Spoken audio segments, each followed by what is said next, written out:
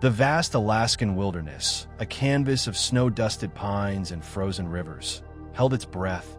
Then, the silence shattered, the streak of emerald fire ripped through the twilight sky, followed by the agonizing shriek of tearing metal.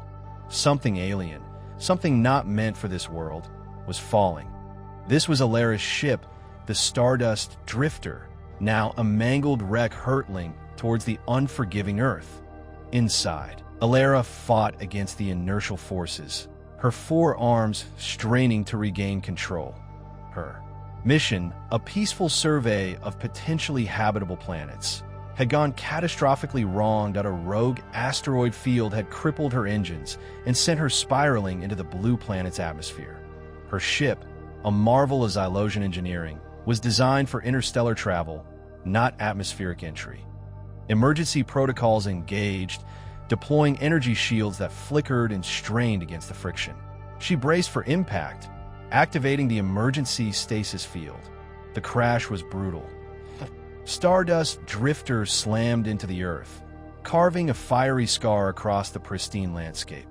The stasis field held, protecting Alara from immediate harm, but the ship was a ruin. Vital systems were offline, communication arrays shattered, and the warp drive was beyond repair.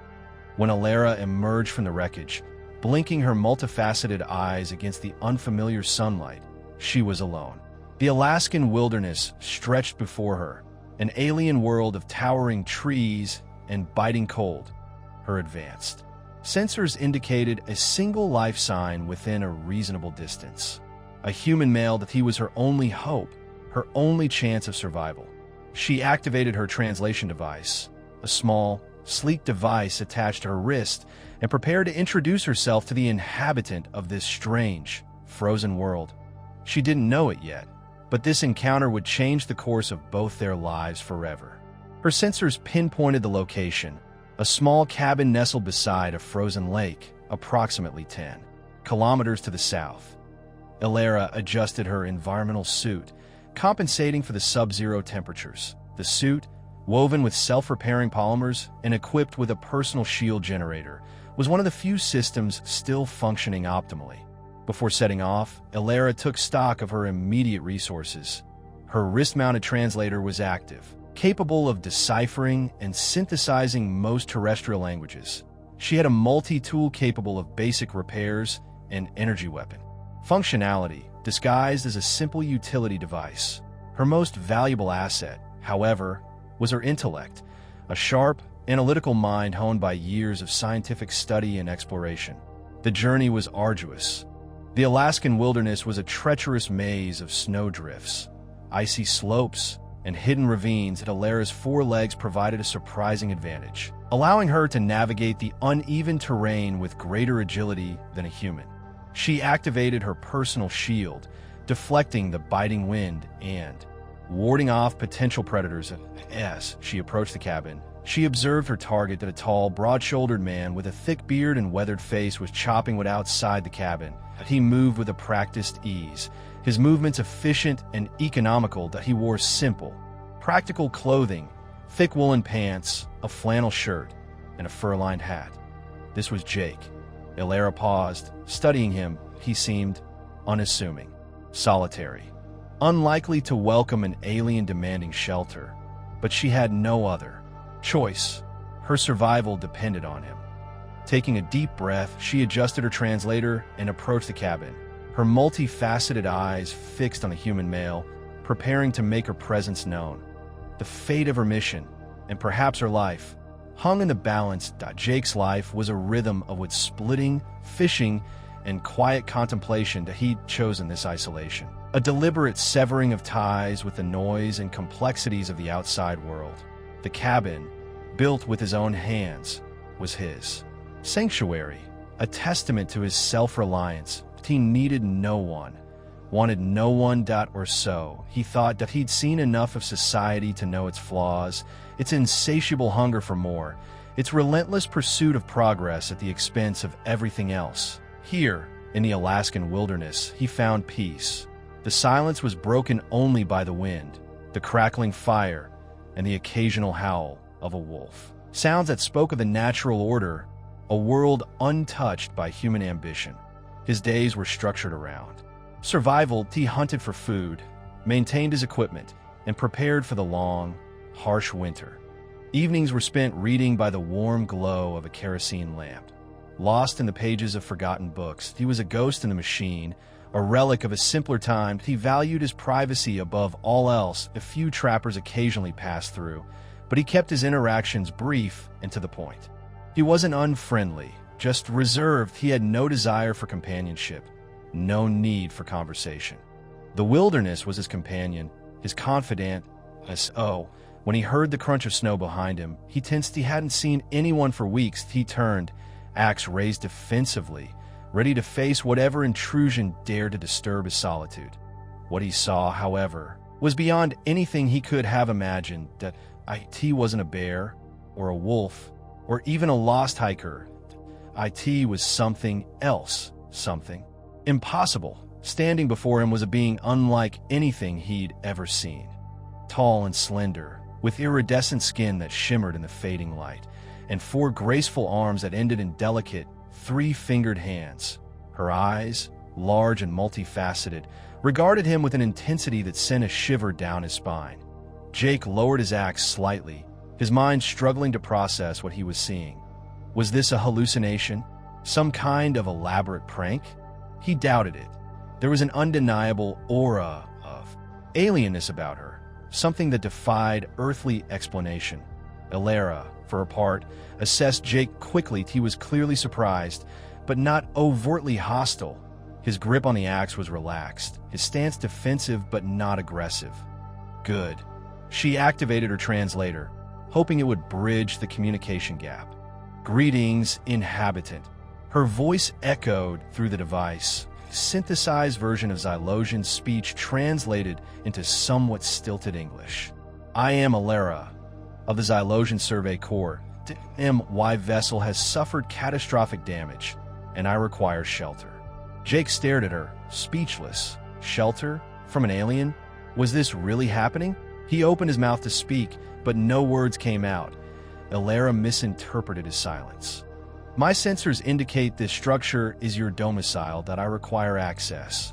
The environmental conditions are detrimental to my survival, that I am requesting, no, demanding that you provide me with a safe haven. Her tone was firm, assertive. She wasn't asking.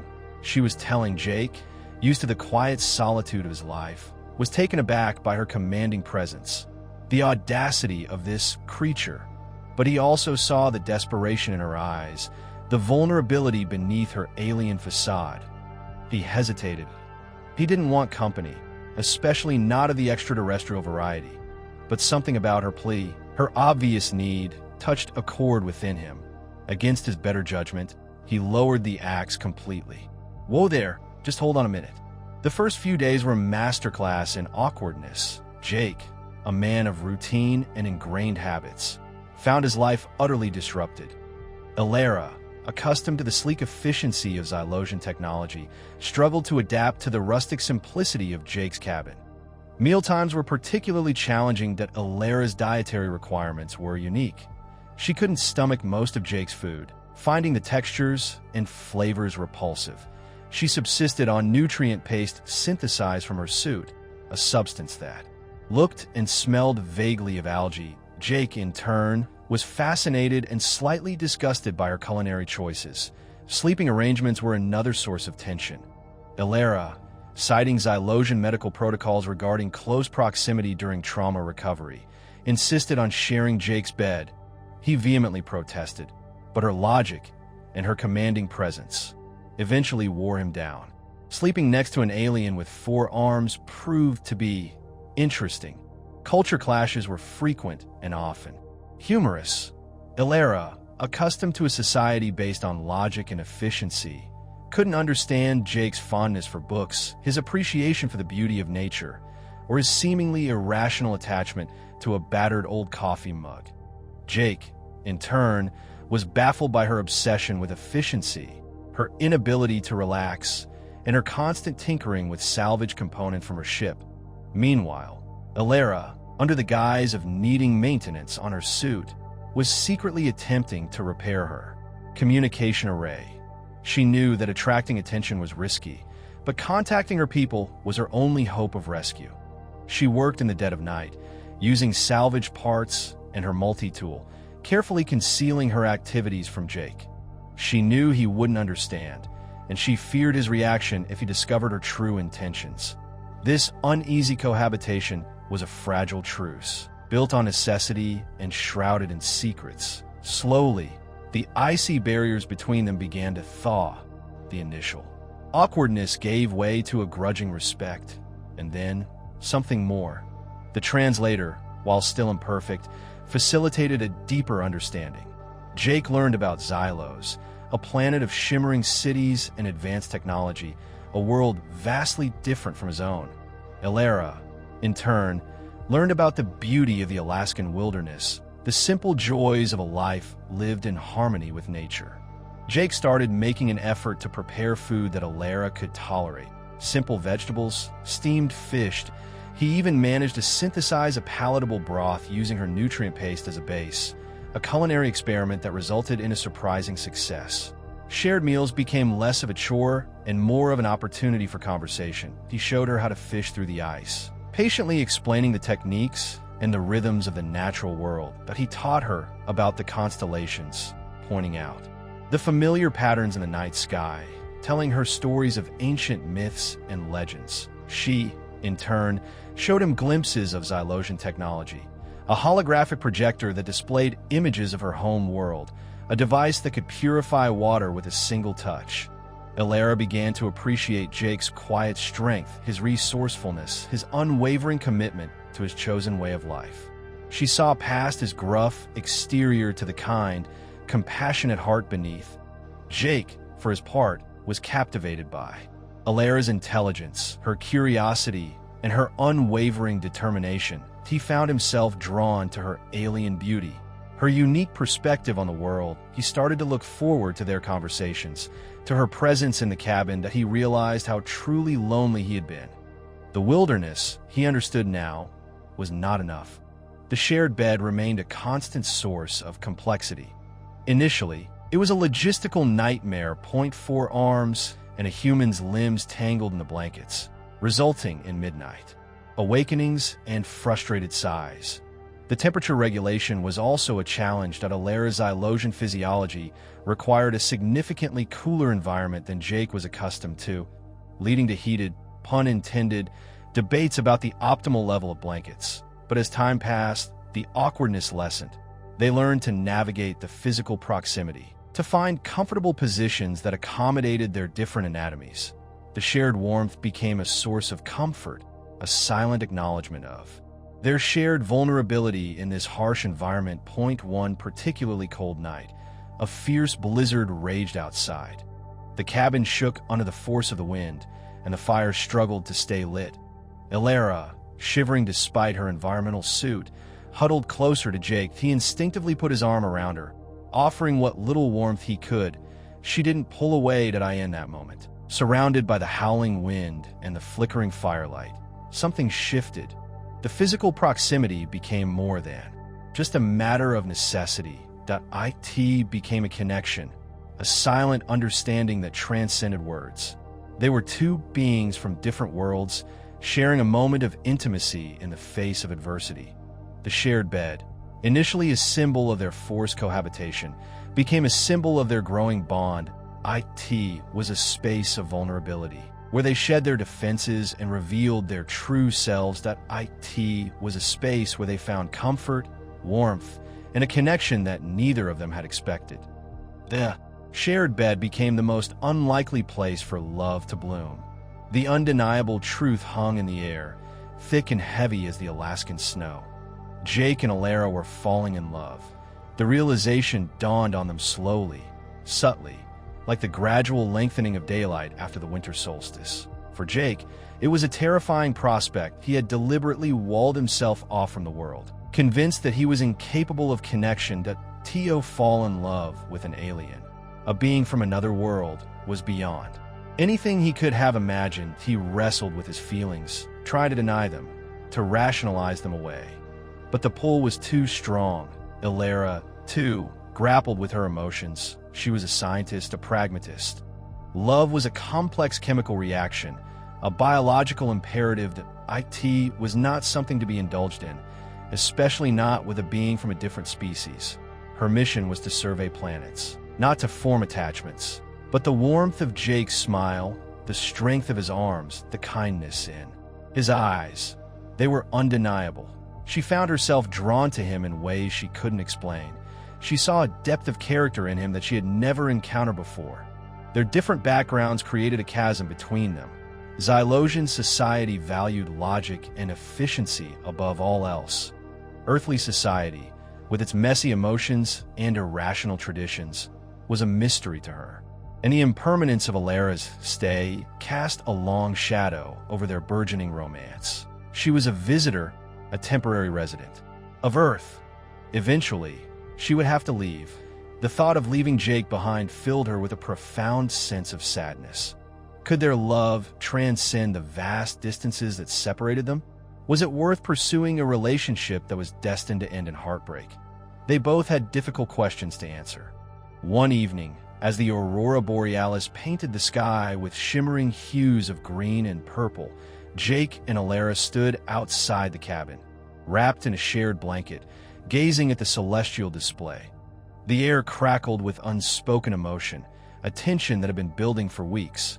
Alera turned to Jake, her multifaceted eyes reflecting the swirling colors of the aurora. "Jake," she said, her voice barely above a whisper, I am experiencing unfamiliar emotions. Emotions that my programming does not account for." Jake looked at her, his heart pounding in his chest, but he knew what she meant. He felt it too. He reached out and gently cupped her face in his hands. "I think I know what you mean," he said, his voice husky with emotion. "I feel it too, Alera." He leaned in, slowly, cautiously. Alera didn't resist. She closed her eyes, her forearms trembling slightly. Their lips met, a tentative, hesitant touch that quickly blossomed into something more. It was a kiss that transcended language, culture, and species, a kiss that spoke of longing, of vulnerability, of a connection that defied all logic in that moment. All their doubts and fears seemed to melt away. They were just two beings, drawn together by an inexplicable force, expressing their love in the simplest, most profound way possible. But the kiss also changed everything. It solidified their relationship, making it real, tangible. It was a commitment, a promise to face whatever challenges lay ahead, together. But it also raised the stakes. The potential for heartbreak was now greater than ever. If Alera left, the pain would be unbearable. And if she stayed, what kind of future could they possibly have? The kiss was a beginning, but it was also a warning. The repaired communication array, though still rudimentary, had served its purpose. Alera had managed to send a distress signal, a coded message that should have reached the Xylosian survey core. But the universe, it seemed, had other plans. The signal, faint and distorted, was intercepted, not by her own people, but by a far more sinister presence. The Deathworlders, the ruthless, expansionist race known throughout the galaxy for their brutal efficiency and insatiable hunger for resources. They conquered planets, stripped them bare, and enslaved their populations. Their arrival was a death knell for any civilization. The Deathworlders, constantly scanning for technological signatures, detected the faint energy emissions emanating from Alera's crashed ship. They recognized the Xylosian technology and immediately dispatched a scouting vessel to investigate. They had encountered the Xylosians before, and they knew the potential value of their advanced technology. On Xylos, light years away, the distress signal went unanswered. Bureaucracy and protocol delayed any immediate response. The Stardust Drifter was considered lost, a minor incident in the vastness of space. Back on Earth, Alera remained blissfully unaware of the impending danger. She spent her days with Jake, exploring the wilderness, sharing stories, and building a life together. She still worked on repairing her ship, hoping to eventually return home. But the urgency had lessened. Her heart was now tethered to this planet, to this man, but the universe was about to intrude on their newfound happiness. The Deathworlders' scouting vessel, cloaked and silent, entered Earth's atmosphere. Their sensors locked onto the energy signature of the Stardust Drifter. The hunt had begun. The intrusion began subtly at a strange humming sound, barely audible, that resonated deep within Alara's bones, a prickling sensation on her skin, a warning sign she couldn't ignore. She looked up at the sky, her multifaceted eyes scanning the heavens. "Something is coming," she said, her voice tight with apprehension. Jake, who had learned to trust her instincts, immediately tensed. "What is it?" he asked, his hand instinctively reaching for the hunting rifle he kept by the door. Suddenly, the cloaking field shimmered and failed as a sleek, obsidian-black vessel descended from the sky. Hovering silently above the frozen lake, it was unlike anything Jake had ever seen, a menacing shape that seemed to defy the laws of physics. From the vessel, a ramp extended, and figures emerged, tall, armored beings with reptilian features and cold, calculating eyes. They carried weapons that pulsed with energy, devices that looked capable of vaporizing anything in their path. Alara gasped. "Deathworlders," she whispered, her voice filled with dread. "They are here for me." The Deathworlders advanced, their weapons trained on the cabin. Their leader, a hulking figure with a cybernetic eye, spoke in a guttural language that the translator instantly deciphered. Xylosian, the voice boomed. "We know you are here. Surrender now, and your death will be swift." Jake stared at the aliens, his mind struggling to comprehend the situation. These weren't just ordinary invaders. These were monsters, creatures of nightmare. He looked at Alara, her face pale with fear. He knew, in that moment, that their lives were in grave danger. Their peaceful existence was shattered, replaced by the harsh reality of interstellar conflict. He gripped his rifle tighter. "We're not surrendering," he said, his voice firm despite the fear that gnawed at him. "We're going to fight." The Deathworlders opened fire. Blasts of energy ripped through the air, tearing apart trees and melting the ice on the lake. Jake and Alara dove for cover behind the cabin, the flimsy wooden walls offering little protection against such advanced weaponry. "We can't stay here," Alara shouted over the din of the energy blasts. "They'll level this place." Jake nodded, his mind racing. He knew this wilderness like the back of his hand. He knew the hidden trails, the treacherous ravines, the places where they could disappear. "We have to use the terrain to our advantage," he said. "I know a place, a series of caves and mountains that we can hold them off there." Alara activated her personal shield, deflecting a barrage of energy blasts. "My technology can help us too," she said. "I can use my multi-tool to create diversions, disrupt their sensors." Their forced alliance was immediate and instinctive. Jake's knowledge of the wilderness, combined with Alara's advanced technology, was their only hope of survival. They moved quickly, gathering supplies, weapons, and anything else that might be useful. They slipped out the back of the cabin, disappearing into the dense forest. The Deathworlders pursued them relentlessly, their advanced sensors tracking their movements. The hunt was on. Jake led the way, navigating the treacherous terrain with ease. Alara used her multi-tool to create holographic decoys, confusing the Deathworlders and slowing their progress. They moved through the forest like ghosts, using every trick they could think of to evade their pursuers. They knew that they couldn't outrun the Deathworlders forever. Eventually, they would have to make a stand. But for now, their only goal was to survive, to buy themselves time to come up with a plan. Their unlikely alliance, born out of desperation and fueled by love, was their only weapon against an enemy far more powerful than anything they had ever faced. The next few days were a blur of adrenaline and desperation. They moved constantly, always one step ahead of the Deathworlders. Each encounter was a close call, a near capture that left them breathless and shaken. Jake's resourcefulness proved invaluable. He knew how to read the signs of the wilderness, how to track animals, how to find shelter if he led them through treacherous terrain, across icy rivers and up steep mountain slopes, always choosing the path that offered the best chance of evasion. One morning, they were ambushed in a narrow canyon. The Deathworlders had anticipated their route and were waiting for them. Jake reacted instantly, shoving Alara behind a rock formation and returning fire with his hunting rifle. The bullets were ineffective against the Deathworlder's armor, but they provided a crucial distraction. Alara, using her multi-tool, created a sonic blast that disoriented the Deathworlders, giving them a chance to escape.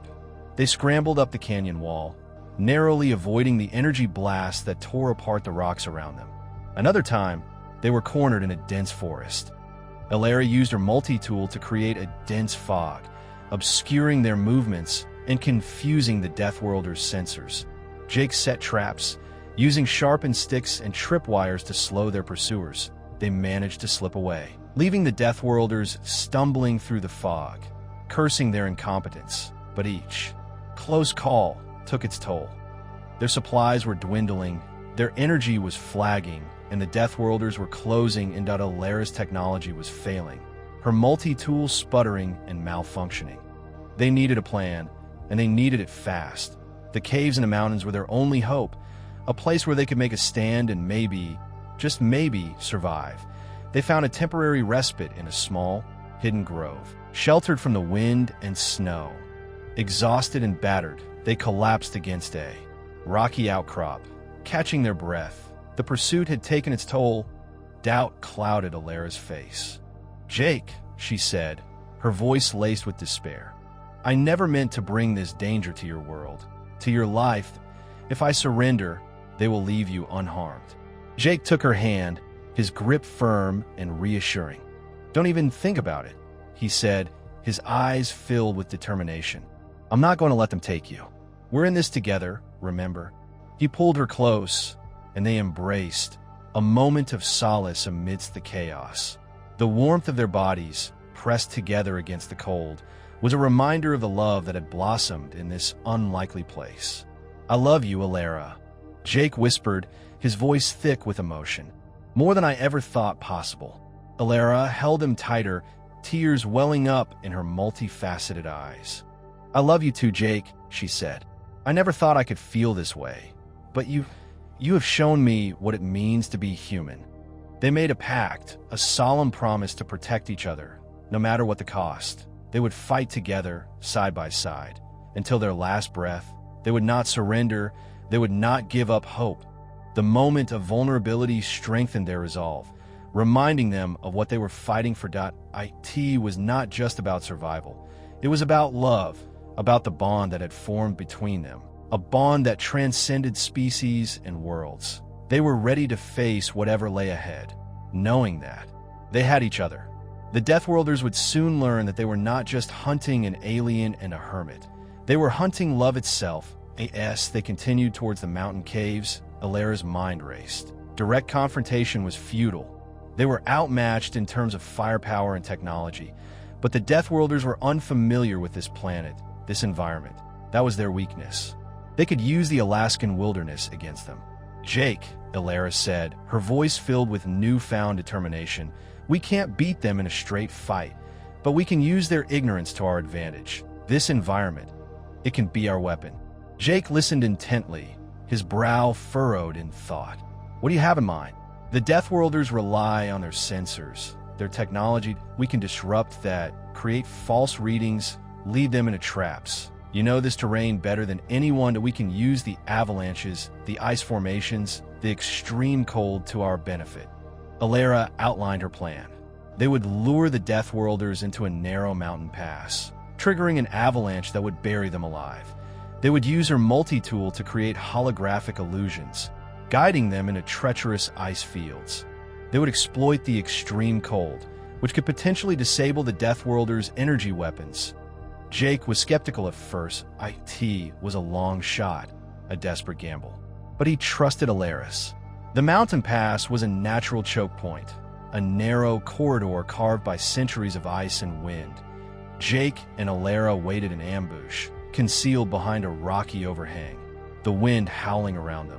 The Deathworlders were approaching, their heavy footsteps crunching on the frozen ground. Alara had modified her multi-tool, jury-rigging it to amplify the sonic vibrations. She planned to trigger a controlled avalanche, burying the Deathworlders under tons of snow and ice. As the Deathworlders entered the pass, Elara activated the device. The mountain trembled, a deep rumbling echoing through the valley. The Deathworlders paused, their sensors detecting the instability.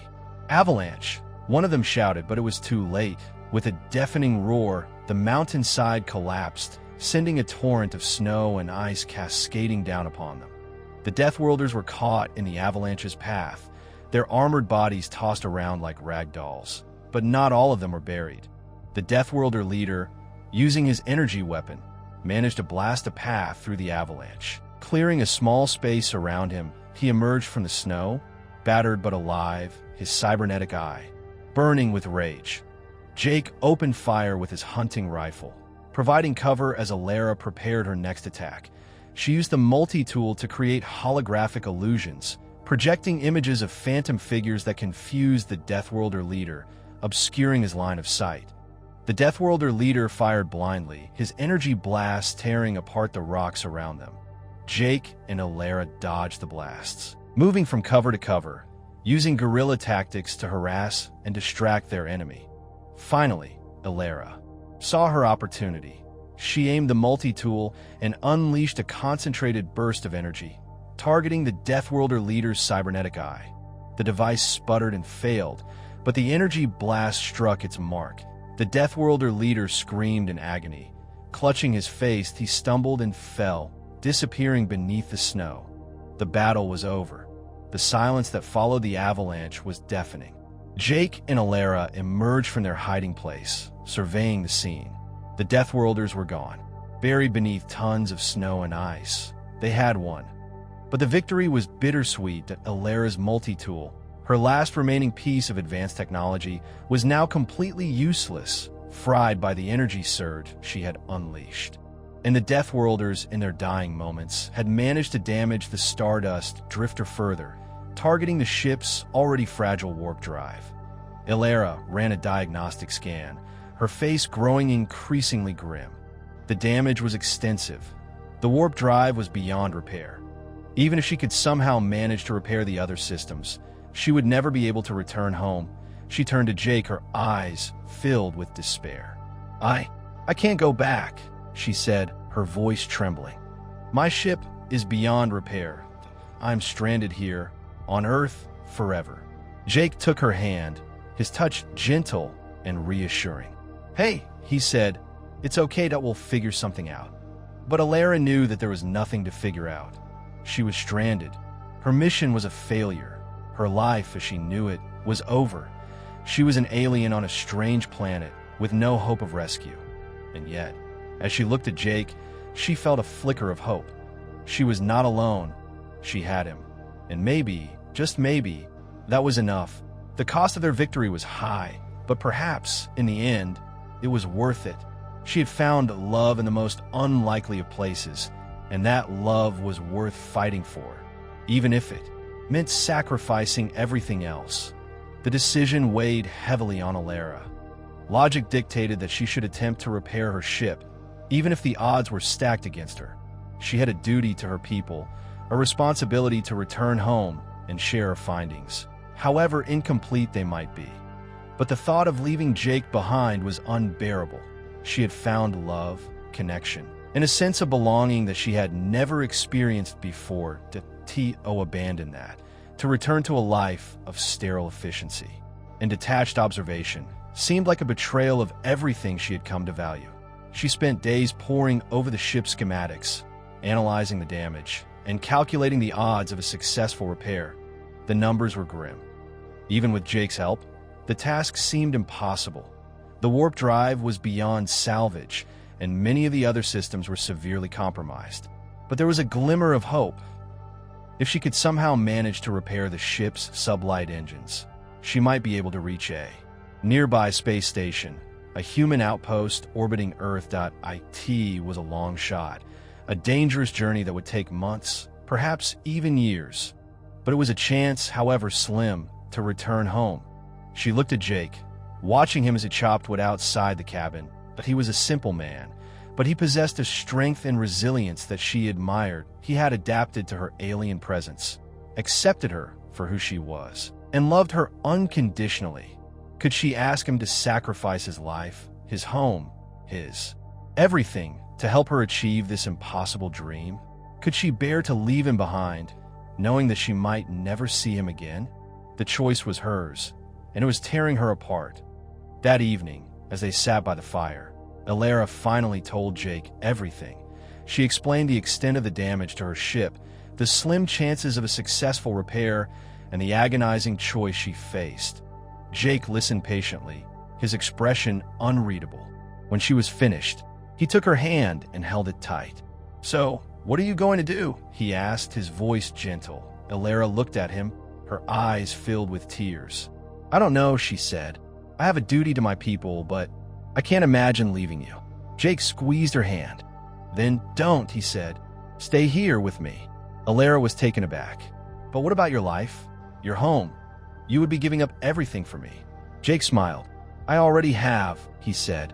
"The day you crashed into my life, everything changed. I was lonely, Elara. I was just existing. You showed me what it means to live, to love." He paused, his eyes filled with emotion. "This cabin, this wilderness, it's just a place. Home is where you are, and I want you to be my home." They talked for hours, discussing the challenges and uncertainties that lay ahead. They acknowledged the fact that Elara might never see her family again, that they might face prejudice and fear from others, that their future was uncertain. But they also knew that their love was worth fighting for. They had faced death together, and they had emerged stronger, more determined than ever. They were an unlikely pair, an alien and a hermit, but they had found something special, something rare, something worth cherishing. In the end, the decision was easy. Elara would stay. She would sacrifice her chance of returning home, and she would embrace a new life with Jake, a life filled with love, adventure, and the promise of an uncertain but beautiful future. With the decision made, a sense of peace settled over them. The weight of uncertainty lifted, replaced by a shared purpose and a renewed sense of hope. They began to rebuild their lives, adapting to their new reality, facing the challenges of the future together. The first task was to salvage what they could from the Stardust Drifter. They spent weeks scouring the wreckage, recovering useful materials, tools, and technological components. Elara, with her knowledge of Xylosian engineering, was able to repurpose some of the salvage parts, creating new devices and improving their living conditions. She modified the cabin, adding a small greenhouse to grow vegetables, ensuring a more sustainable food supply.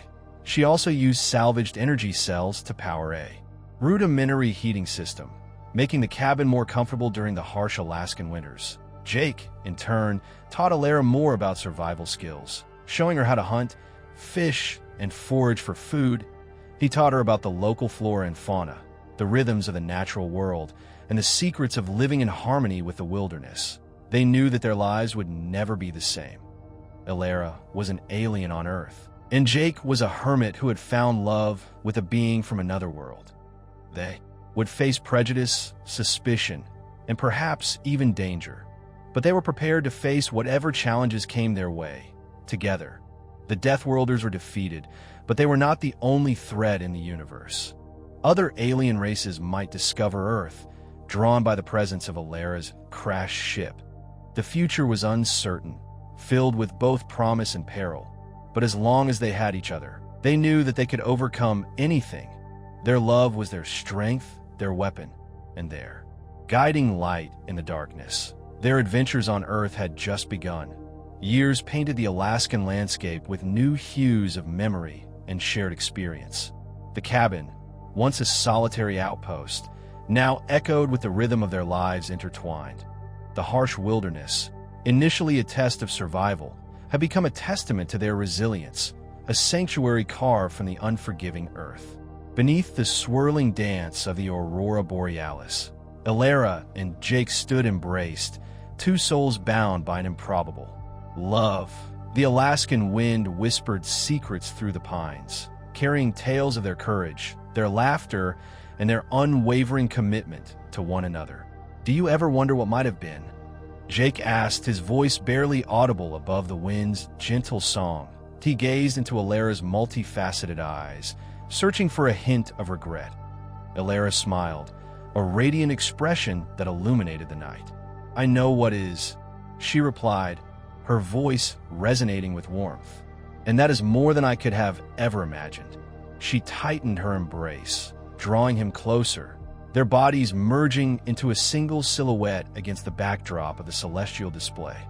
The years had etched lines of wisdom and affection onto their faces, telling a silent story of shared struggles and unwavering devotion.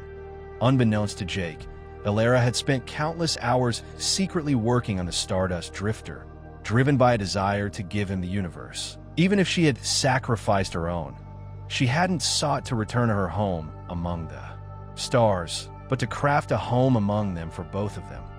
Hidden amongst the trees, the ship's silhouette stood as a promise that IT was a promise of journeys yet to come, of unexplored worlds waiting to be discovered, of a future where their love would shine as brightly as the stars above. The warp drive hummed faintly, not a cry for rescue, but a whisper of possibility. As they stood beneath the aurora, bathed in its ethereal light. Their embrace was a declaration, a silent vow whispered to the universe. Their story was far from over. The end.